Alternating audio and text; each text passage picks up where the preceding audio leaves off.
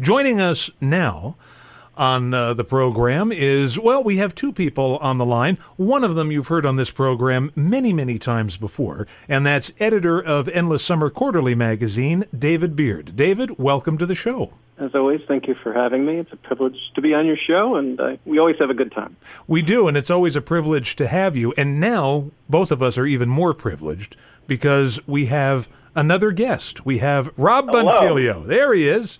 Gentlemen, I'd like to get the story behind this new charity single that sees members of the Beach Boys along with their family and friends all singing together for a good cause. Beach Boys fans woke up a few weeks ago and got a big surprise with a video, which you can see now on YouTube, and you've got Mike and Bruce and Al and David and Jeff Foskett is in the video, Matt Jardine is in the video, and you've got all these people participating, and it's just incredible. David, tell us about it. Sure. I can't recall, Dave, if we actually had discussed the Sunflower album on your program before or not in the past. It seems to me we've touched on it. Yeah.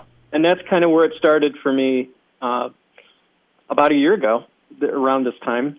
And I was working on the summer 2020 edition of the magazine and dedicating it to the 50th anniversary of the Sunflower album, which was released originally August 31st, 1970.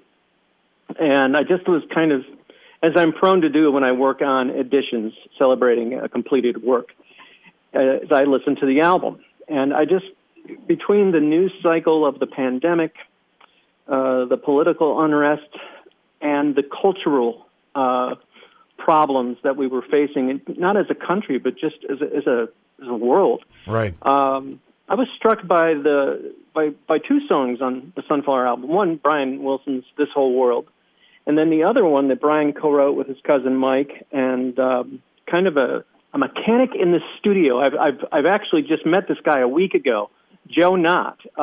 We did a FaceTime together, and I got to know him a little bit, and so I kind of get the story behind how he ended up writing a part of the song and the part of the song that he wrote. So he wrote the bridge, or contributed some lyrical ideas to the bridge. Mm-hmm. And no one could. Brian couldn't remember that.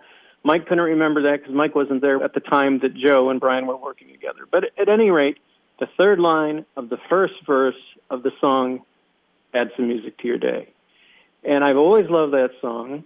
I've always loved that album, Sunflower. And it's just a gorgeous listening experience. And that third line of the first verse, "The world could come together as one," just seems so poignant and really resonated with me from the aspect of just the concept of the healing properties of music. And that's kind of where it all began. And the idea then was to take this song and create a new version of it, and I'm assuming this is where Rob comes in. Yeah, I kind of first felt this out with the members of the Beach Boys themselves, because the idea, again, came from the Sunflower album cover, because they're lounging around on a golfing green with their kids. And I thought, well, gosh, all the kids here sitting with their parents, with the one exception being Jonah Wilson, who's on Carl's shoulders, they're all musical. And I just thought, wouldn't it be cool if I could get everybody who's on this cover, except for, unfortunately, for Carl and Dennis, because they're no longer with us, right, to sing on this new version. That's where it started. And Bruce was on the phone with me, and he said, if we're going to do this, we got to have a track in the original key of E, which, first of all, was pretty cool that he wanted to go back and do it, because a lot of artists, as they age, they can't quite do that original key, so right. That was kind of cool. And I said, we've got to have a track in original key of E, and the first person, and this is not an exaggeration, the first person I thought of was Rob. So, David called me, this is probably, March? Yeah. And presented the idea of constructing the track. And he laid out the plan to have as many of the Sunflower cover folks on the recording as possible. And it really kind of blossomed from there. But he came to me, asking if I could put together the track. And, of course, I said, yeah. I mean, I love the song. I love the record. And once we got the track done, that was probably, a month later, or not even a month later. I did it pretty quickly. But at that point, we sent the track out to all the folks we wanted to have on as singers. And David plotted that all out. And what I did is I tried to remain as faithful to the original track as possible. How can you compete with what's already there? Right. So I put down my vocal parts as guides for the singers. So when they got the recording, we could isolate out the part that we wanted them to sing. So at that point, David, as the middleman, would take the track and send it to Haley Love or Christian or whomever it was, and a track would be laid down. And then at that point, the track would be sent back to me, and I would layer the vocals on and then mix them accordingly. And that's basically how it was born. So in the spirit of how people are recording these days during the pandemic, it's a remarkable recording because none of it feels disjointed. Yeah. If you didn't watch the video, and I should point out for the audience that in the video you can see that everybody is recorded separately. But when you hear the song, it doesn't come across like that. Everybody has the right mic sound, you know? Yeah, and funny enough, all the voices came in different degrees of quality, from iPhone recordings to professional microphone recordings. So it was up to me to kind of balance that vocal sound out and even it out and make it sound cohesive. And David, aside from the compassionate origins of this project, it's also benefiting a good cause, isn't it? I sure hope so. Yes, Feeding America. From the beginning, going back to, as I was just touching on how it started, I just knew, again, from what I was just witnessing from newscasts, it just seemed to continue and continue and continue. It's just one thing after another. And I just narrowed it down pretty quickly to two charities, and I just ended up landing on Feeding America because I thought that Mike Love had kind of, he did his song May or June of last year, This Too Shall Pass. Right. And that was in benefit of Feeding America. And the more once I became aware of Feeding America, it just seemed like if I had the TV on, I noticed the guy who runs Jersey Mike's was doing a Feeding America thing. And then at the same time, people were losing jobs, out of work, and I was seeing on the news lines of cars of people lining up for food. And I thought, man, there's lots of needs out there. Lots. Can't even count them, how many there are. But boy, feeding families and doing something to know that music already brings us joy. The idea of listening to music and at the same time put food on somebody's table at the same time. Right. Was like win. The single is available now. Where could people get the song? It was released digitally on Friday, February 26th, and it's streaming, it's downloadable. It's everywhere, and 100% of the proceeds of that digital single. So I really do want to kind of point people to that because 100% of the proceeds does go to benefit Feeding America. Now the album comes out on Friday, April 23rd. It's a 10-song collection, which includes the instrumental and a cappella versions of Add Some Music for fanboys like me, and and that is a portion of the proceeds will go to benefit. So this digital single is really the home run hitter for me, where we're going to be able to feed more people. And the album, much like the single, is released under this name California Music. So I just want to reiterate for the audience, it's not a Beach Boys release. Certainly there are Beach Boys on it, and it's sort of like a celebration of all things Beach Boys. Yeah, because we couldn't call it the Beach Boys because the children are on it. And we couldn't call it anything else because the parents are on it with the children. I thought, well, what do we call this? And I just kind of thought, pitched some ideas with a couple different people, and California Music stuck. And I know hardcore Beach Boy fans may know that name because Bruce Johnston and Terry Melcher on the Equinox label back in the mid-'70s had a group projects called that California Music. So back in June of last year, I actually phoned Bruce when I liked that name the same day, and I called him and said, hey, do you think it's okay? I mean, is there anything protecting this or anything? And he said, no, and we both agreed that there's a pretty strong chance the general public doesn't even know that name existed. back in the 70s. So with the exception of the handful of people that care, like me, once again, like the fanboy, right? It didn't matter, and he liked it. And I think Bruce was kind of, for lack of a better word, touched, thought it was pretty cool that we were going to use that name.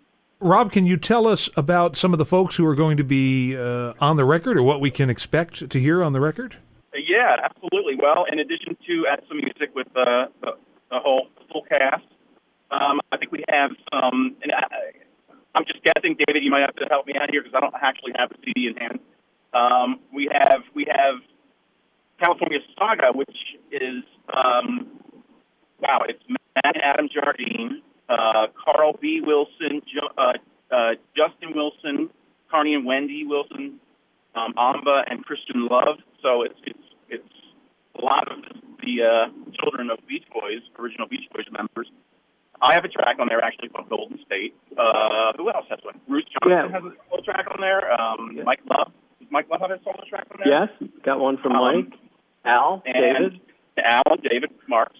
The recording that Rob mentioned, the studio recording of Friends with the children, yes, is really great. And no one's heard that. If anyone missed the 2012 reunion tour and didn't get to see Cal Saga open for their parents, then they'll have a really delightful recording. It's a beautiful recording, and it's so in line with the tone that Add Some Music sets. All the recordings are. There's Mike's song is kind of a weird mystical track, Ram Raj from his Unleash the Love album. I just like that song. It's very un-Mike Love-like. And Al Jardine, his track is Jenny Clover. It's about his cow that he had. And now that was just released not too long ago as a CD single with Waves of Love 2.0. But this is a different version. This is an alternate version. I'm a big fan of strings, which Rob will tell you, or anyone who knows me knows. And so I got an alternate version of Al's song with the strings opening the track, because I love strings. So there's some things that you can't find elsewhere on this compilation. And Rob's song, Golden State, and Jeffrey, it is beautiful. It's just exactly what you would imagine. If the Beach Boys were to record a new song today, you could just absolutely feel that this would be something that they would have recorded or could record. It's just that, right in line with that. And Jeffrey Foskett, it's his cover of the Youngbloods Get Together, which was, again, right in line with the tone that's set. And Jeff does play guitar on this new Add Some Music recording, because I wanted to include him because he's been a part of the family for so long. And I wanted to give him a voice when we got to this point of this idea of doing a 10-track CD. I wanted to give him a voice, literally, on this collection. I wanted to bring him in, and I just thought it was suiting and appropriate and heartfelt. Just kind of let's include Jeff. So it's just an inclusive project from beginning to end. Well, again, we're looking forward to it. California Music. I know that a lot of fans of the Beach Boys are waiting with bated breath about what may come down the pike from the guys. And, but for right now, we've definitely got some Beach Boys on this new album. And the extended family of the Beach Boys, which we'll be hearing from more and more, I'm sure, as the years go on. And who knows, David, you might want to revive the Celebration name, and you could have Almost Summer 2022. It's just an idea. We can call it Still Summer. Always Summer. Right. Always Summer. Always summer. That's great. Always endless summer. Well, I want to thank you, gentlemen, for appearing on the show to talk about this single, and obviously we're going to play that. But, Rob, it's good to meet you, and I wish you... Pleasure. It's been fun. Yeah, I wish you continued success and more musical adventures down the road. And, David, of course, it's always a thrill to speak with you, and hopefully we'll get together and actually have because obviously the pandemic put a stop to our ongoing conversations about Beach Boys material, but hopefully we'll resume that in the very near future and continue on. I would love it. And keep your eye on Rob Bonfiglio. Keep your eye on him. Keep your, at all times. All right. No, I'm telling you, I'll pick your bucket. Rising star. I'm not joking. Yeah. Keep your eye on him. Thank you, David. You're too kind. All right, gentlemen. You take care. Thank you so much for phoning in. All right. Thank you, guys.